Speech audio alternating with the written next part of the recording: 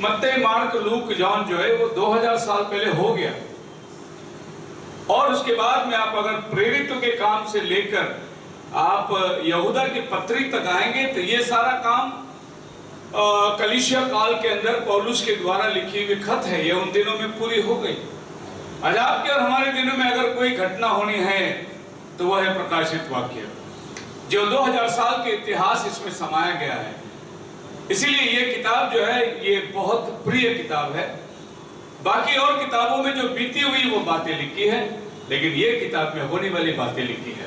आप इसका पहला अध्याय उसका 3 वचन पढ़िए, आपको प्रकाशित वाक्य का सारांश मालूम पड़ेगा कि एक्चुअली प्रकाशित वाक्य है क्या। पढ़िए। धन्य है वह हाँ जो इस भविष्यवाणी के वचन को पढ़ता है, हाँ, और वे जो सुनते हैं, हाँ, और इसमें लिखी हुई बातों को मानते हैं। 3 बातें हैं। धन्य है वे जो इसके पढ़ता है और जो सुनता है और जो मानता है। Praise the Lord. आपने पढ़ना है, सुनना है और फिर बाद में मानना भी है। ये तीनों घटनाएं प्रकाशित वाक्य के बाद, इसी को बाइबल धन्य कहती है।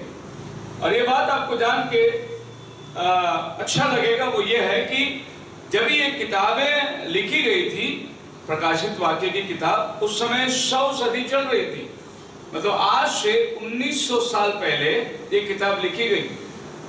और बाकी की जो किताब लिखी गई है, मत्ती, मार्क, लूक से लेकर, ये किताब 33 सदी से लेकर 70 सदी तक के बीच में लिखी हुई किताब है।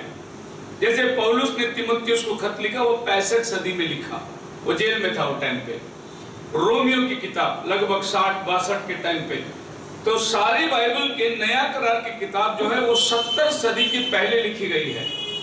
यही एक किताब है जो आखिर में लिखी गई, जो 100 सदी में।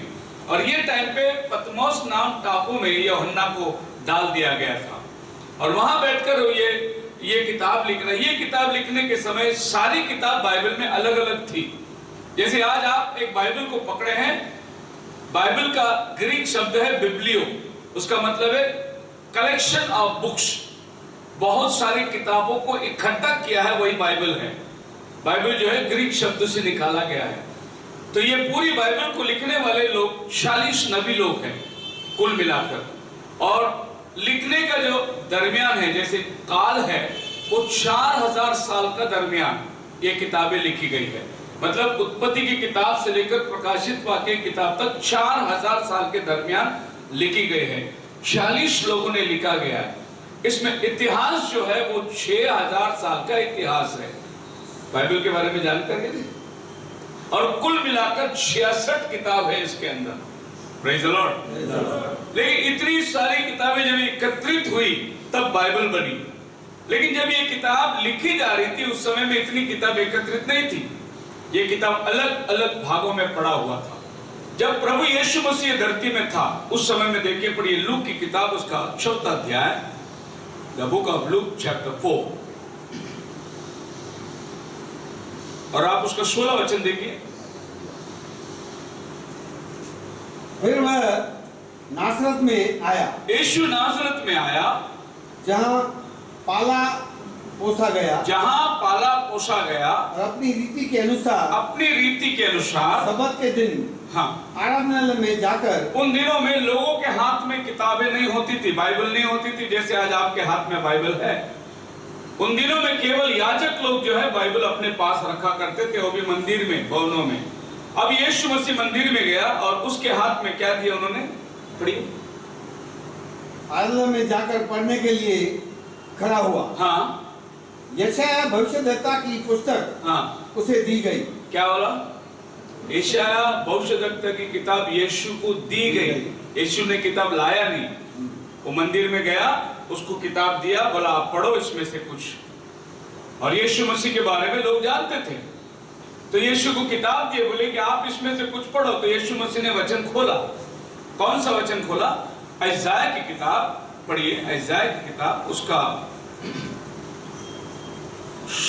61 अध्याय।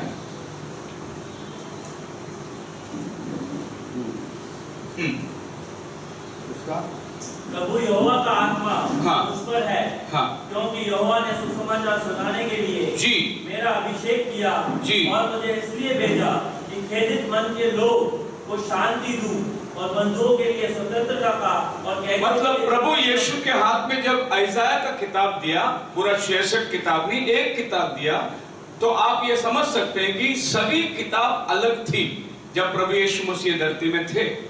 उसके बाद में भी ये किताब सब अलग अलग किताब जब एकत्रित किया गया, तो वो आज से 500 साल पहले ये किताब एकत्रित हुई। उसके पहले ये किताब सब अलग थी। और इस किताब जो है ग्रीक और हिब्रू में लिखी गई। पुराना नियम हिब्रू में थी और नया नियम ग्रीक भाषा में थी। और यीशु मसीह जब ये धरती में था उस समय में अर्मेनियन भाषा, जो नया करार यानी यूनानी लोग बोलते थे, जैसे रोमी लोग बोलते थे, वो लोकल भाषा था वहां का।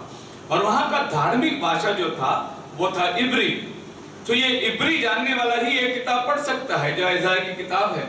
लेकिन इसका तर्जुमा करके आपके और हमारे हाथ में ले आकर इसको ट्रांसलेशन के रूप में देने वाला वो किंग जेम्स एक राजा था।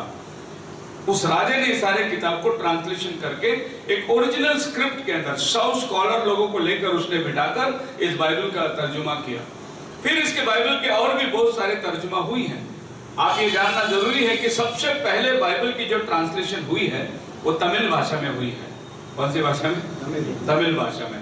और ये एक श्रीलंका वाले ने सबसे पहला बाइबल ट्रांसलेशन किया। और जिसने पहला बाइबल ट्रांसलेशन किया वो एक हिंदू आदमी था। Praise the Lord. क्यों प्रभु हिंदू आदमी से ट्रांसलेशन कराया? अगर क्रिश्चियन के पास से ट्रांसलेशन कराया होता ना तो अपना दिमाग डालता उसमें। इसीलिए प्रभु एक अन्य जाति के हाथ से ट्रांसलेशन कराया, क्योंकि उसको बाइबल के बारे में कुछ भी मालूम नहीं। जो शब्द है शब्द को शब्द के रूप में वो डाला, उसमें कोई करप्शन नहीं हुआ। हालेलुया। जो खुदावन जानता है कौन सी समय में क्या चीज कैसे करना है। सो ये प्रकाशित वाक्य की किताब में जब हम आते हैं तो हमको बिल्कुल हमारे दिनों के विषय की सारी घटनाएं प्राप्त होती है। बाइबल के बारे में कहा जाए तो बहुत कहने की योग्य, पूरे वाली रात समय। ये किताब ही कुछ ऐसी किताब है, ये जीवन देने वाली किताब है, ये जीवता किताब है, ये बात करता है आपके साथ। ये स्टोरी नहीं है जैसे और किताबें हैं, वैसे ये कहानी नहीं है, ये आपसे रियल बात करती है। अभी तो हम लोग जैसे लैपटॉप आ गया, मोबाइल आ गया, बाइबल सब आ गए हमारे पास। अभी हमको कुछ वचन चाहिए तो हम इसमें डाल दिए गूगल में और आ गया वचन, है नहीं? पहले ऐसा नहीं था। मैं भी ये लैपटॉप वगैरह इस्तेमाल कर अभी कुछ वर्ष हुई, उसके पहले मेरे पास भी ये गैजेट नहीं थे। उस समय में एक वचन ढूंढना है बाइबल में तो रात भर बैठ जाते थे कभी कभी, क्योंकि वो वचन है किधर ढूंढ के निकालने। और उस समय में कॉन्कॉर्डेंस बाइबल वगैरह था नहीं। अभी मेरे हाथ में जो बाइबल है ये ओपन बाइबल है, और ये बाइबल जो है सबसे बढ़िया स्टडी बाइबल है। ओपन बाइबल, इसको ओपन बाइबल बोलते हैं। फिर थॉमसन चेन रेफरेंस वगैरह है, स्कॉफिल्ड बाइबल है, ये सब अलग अलग लोगों ने उसको आसान बनाया, लेकिन ये बाइबल बहुत सरल था। और ये ओपन बाइबल जब बनाएगी तभी अभी हम लोगों को कुछ रेफरेंस मिल जाती है, लेकिन उन दिनों में ऐसा नहीं था। उन दिनों में पूरी बाइबल पढ़नी थी। तो मैं आपको मेरा अनुभव बताता हूँ। कभी कभी हम रात को मैसेज में बैठते थे और वचन ही नहीं मिला हमको। हम बहुत रात सवेरे 5 बज जाती थी, 6 बज जाती थी, तभी भी हम प्रभु को पूछते थे, प्रभु वो वचन नहीं मिल रहा, आप ही बताइए कहाँ है। हम बाइबल को ऐसे खुला छोड़कर हम लोग प्रार्थना में बैठते थे। मैं आपको लिटरली बताता हूँ, कहाँ से हवा आती थी मालूम नहीं, पन्ने खुलते थे ऐसे, और बरोबर वहीं आकर पढ़ना रुकता था जो वचन मैं ढूंढता था। जब मैं आंखें खोल के देखता मेरे सामने वही वचन है। आप समझ रहे? मैं कह रहा हूं कि ये बाइबल बात करती है। ये मेरा अनुभव है। आप जो चीज को तलाश करेंगे वो चीज बाइबल से आपको जवाब देगी। अभी कुछ दिनों पहले गए हफ्ते के अंदर मैं थोड़ा सा डिप्रेशन था, बहुत ज्यादा मैं टेंस हो गया था कुछ विषय के बारे में। मैं सवेरे बाइबल लिया, बोला प्रभु दुनिया में कितना भी हार हो, तेरा वचन हमें हिम्मत देने वाला है। और मैं बाइबल खोला, घुटना टेका, प्रार्थना किया, पहला शमूएल 7 अध्याय निकाला, सामने आई। जैसे बाइबल खोला, पहला शमूएल 7 अध्याय, प्रभु ने वहां पर 2 चीज को बताया। एक बोला मिस्पा में सब लोग आ जाओ, शमूएल उनको बुलाता है मिस्पा। मैंने डिक्शनरी खोली, मिस्पा का मतलब देखा, प्रभु बोलता है मिस्पा का मतलब है वॉच टावर, ऊंचाई पे। वॉच टावर किधर रहता मालूम है? जैसे एक समुद्र के किनारे में नहीं ऊपर रहता है वॉच टावर, बत्ती लगाते ताकि बोट वाला समुद्र से देखे उसको, और तब वो किनारा चल के आता है। वो वॉच टावर, उसको सैमुएल ने लोगों को बोला मिस्पा में आओ, मैं तुमसे बात करूंगा। और सब लोग मिस्पा में आने के बाद में सैमुएल उनको बोलता है हमारा यहोवा इबेनेजर है। इबेनेजर का मतलब मैं ढूंढ के निकाला, जिसने आज तक संभाला वो कल भी संभालेगा। ये दो शब्द मुझे ऐसा लगा कि बस मेरा दोनों हाथ पकड़ के कोई तो मुझे खड़ा कर दिया। आपको मालूम बड़ी हिम्मत, मतलब प्रभु बोलता है मैं तेरे को वॉच टावर बनाया, देखते रहे। और दूसरा प्रभु बोलता है आज तक मैं संभाला, कल भी मैं संभालेगा तेरे को। यहोवा इबेनेजर। आप भी कोशिश करिए। कभी अगर आप अपसेट हो गए, निराश हो गए, कोई तसल्ली देने वाला नहीं है, कोई बात करने वाला नहीं है, कोई सलाह देने वाला नहीं है, बैठो घुटने में प्रार्थना में बैठो और बाइबल खोलो, बाइबल बात करेगा आपसे, क्योंकि ये जिंदा खुदा का वचन है। बोलो हालेलुया।